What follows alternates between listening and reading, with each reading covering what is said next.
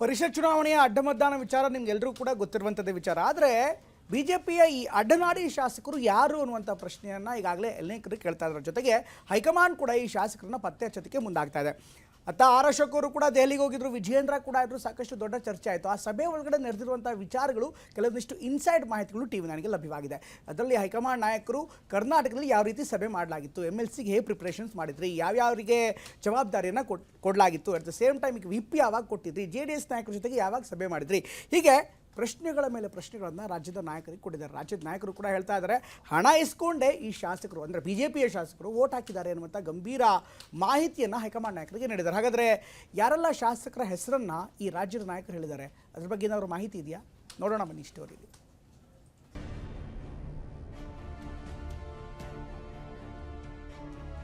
ಕೇಂದ್ರದ ನಾಯಕರು ಇನ್ನಷ್ಟು ಇದನ್ನ ತೀಕ್ಷ್ಣವಾಗಿ ತೆಗೆದುಕೊಳ್ತಾರೆ. ಮುಂದಿನ ದಿನಗಳಲ್ಲಿ ಪಕ್ಷಕ್ಕೆ ದ್ರೋಹ ಮಾಡುವಂತ ಕೆಲಸವನ್ನ ಯಾರು ಮಾಡಬಾರ್ದಾಗಿತ್ತು.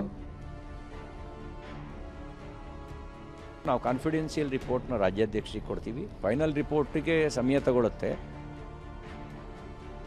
ಅಡ್ಡ ಮತದಾನ, ಬಿಜೆಪಿ ವರಿಷ್ಠರಿಗೆ ಕ್ರಾಸ್ ರಿಪೋರ್ಟ್. ಹೌದು, ಅಡ್ಡ ಮತದಾನವನ್ನ ಗಂಭೀರವಾಗಿ ಪರಿಗಣಿಸಿದ ಹೈಕಮಾಂಡ್ ರಾಜ್ಯ ನಾಯಕರನ್ನ ಕರೆಸಿಕೊಂಡು ರಿಪೋರ್ಟ್ ಪಡೆದಿದೆ. ನಿನ್ನೆ ಡೆಲ್ಲಿಯಲ್ಲಿ 45 ನಿಮಿಷಗಳ ಕಾಲ BY ವಿಜಯೇಂದ್ರ, ಆರ್ ಅಶೋಕ್ ಜೊತೆ ವರಿಷ್ಠರು ಸಭೆ ಮಾಡಿದ್ದಾರೆ. ಬಿಜೆಪಿ ರಾಷ್ಟ್ರೀಯ ಅಧ್ಯಕ್ಷ ನಿತಿನ್ ನಬೀನ್ ಹಾಗೂ ರಾಷ್ಟ್ರೀಯ ಸಹ ಸಂಘಟನಾ ಕಾರ್ಯದರ್ಶಿ ಶಿವಪ್ರಕಾಶ್, ರಾಷ್ಟ್ರೀಯ ಉಪಾಧ್ಯಕ್ಷ ಬೈಜಯಂತ್ ಪಾಂಡಾ ಸಾಲು ಸಾಲು ಸಭೆ ಮಾಡಿ ಇಂಚಿಂಚು ಮಾಹಿತಿ ಪಡೆದಿದ್ದಾರೆ. ಕ್ರಾಸ್ ವೋಟಿಂಗ್ ಸಂಬಂಧ ಹಲವು ಕ್ರಾಸ್ ಪ್ರಶ್ನೆಗಳನ್ನ ವರಿಷ್ಠರು ಕೇಳಿದ್ದಾರೆ.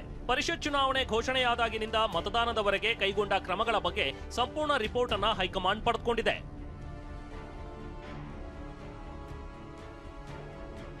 ಸಭೆಯ ಕೆಲ ಇನ್ಸೈಡ್ ಮಾಹಿತಿ ಟಿವಿ9ಗೆ ಸಿಕ್ಕಿದೆ.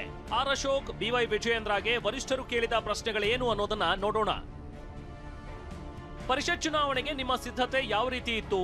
ಚುನಾವಣೆ ಘೋಷಣೆ ಬಳಿಕ ಎಷ್ಟು ಸಭೆಗಳನ್ನ ನಡೆಸಿದ್ದೀರಿ? ಶಾಸಕಾಂಗ ಪಕ್ಷದ ಸಭೆ ಯಾವಾಗ ಮಾಡಿದಿರಿ? BLP ಸಭೆಯನ್ನ 2-3 ದಿನ ಮೊದಲೇ ಮಾಡಬಹುದಿತ್ತಲ್ವಾ? ಮತಗಳ ಹಂಚಿಕೆ ಯಾವ ರೀತಿ ಮಾಡಿದ್ರಿ? ವಿಪ್ ಯಾವಾಗ ಕೊಟ್ರಿ?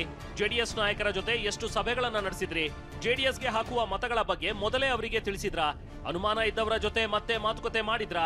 ಹೀಗೆ ಹಲವು ಪ್ರಶ್ನೆಗಳನ್ನ ಆರ್ ಅಶೋಕ್ ಹಾಗೂ ವಿಜಯೇಂದ್ರಗೆ ವರಿಷ್ಠರು ಕೇಳಿದ್ದಾರೆ. ಹೈಕಮಾಂಡ್ ನಾಯಕರು ಕೇಳಿದ ಪ್ರಶ್ನೆಗಳಿಗೆ ಆರ್ ಅಶೋಕ್ ಮತ್ತು ವಿಜಯೇಂದ್ರ ಉತ್ತರ ಕೊಟ್ಟಿದ್ದು ಹೀಗೆ: ಹಣ ಪಡೆದೇ ಅಡ್ಡ ಮತದಾನ ಮಾಡಲಾಗಿದೆ. ಇನ್ನಷ್ಟು ಖಚಿತ ಮಾಹಿತಿಯೊಂದಿಗೆ ವರದಿ ಸಲ್ಲಿಸುತ್ತೇವೆ. ಆದರೆ ವರದಿ ಸಲ್ಲಿಕೆಗೆ ನಮಗೆ ಇನ್ನೂ ಸ್ವಲ್ಪ ಸಮಯ ಬೇಕು ಅಂತ ವಿಜಯೇಂದ್ರ, ಆರ್ ಅಶೋಕ್ ಉತ್ತರ ಕೊಟ್ಟಿದ್ದಾರೆ.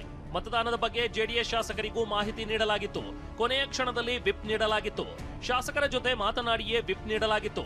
ಅಷ್ಟೇ ಅಲ್ಲ, ಶಾಸಕಾಂಗ ಪಕ್ಷದ ಸಭೆ ನಡೆಸಿದ ವಿಚಾರ ಹಾಗೂ 30 ಮತಗಳ ನಿಗದಿ ಮತ್ತು ಮೊದಲೇ ವಿಪ್ ಯಾಕೆ ಕೊಟ್ಟಿರಲಿಲ್ಲ ಎಂಬುದನ್ನ ಆರ್ ಅಶೋಕ್ ಹಾಗೂ ವಿಜಯೇಂದ್ರ ಸಭೆಯಲ್ಲಿ ವಿವರಿಸಿದ್ದಾರೆ. ಇನ್ನೂ ಸ್ವಲ್ಪ ಸಮಯ ಬೇಕು ಅಂತ ದೆಹಲಿಯಿಂದ ಮರಳಿದ್ದಾರೆ.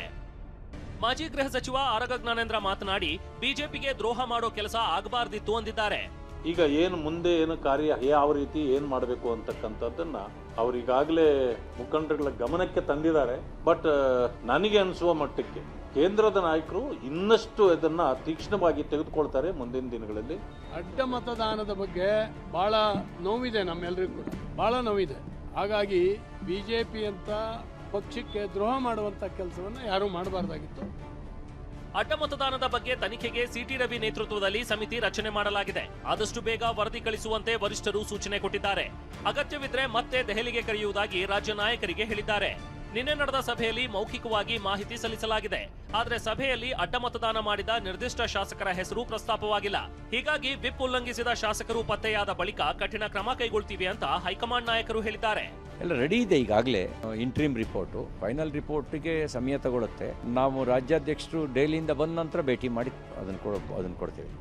ಅಡ್ಡ ಮತದಾನದ ಬಗ್ಗೆ ತುಟಿ ಬಿಚ್ಚದಂತೆ JDS ಶಾಸಕರಿಗೆ ಕುಮಾರಸ್ವಾಮಿ ಖಡಕ್ ಎಚ್ಚರಿಕೆ ನೀಡಿದ್ದಾರೆ.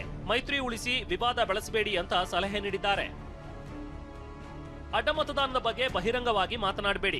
ಅಡ್ಡ ಮತದಾನಕ್ಕಿಂತ ಮೈತ್ರಿ ರಕ್ಷಣೆ ನಮಗೆ ಮುಖ್ಯ.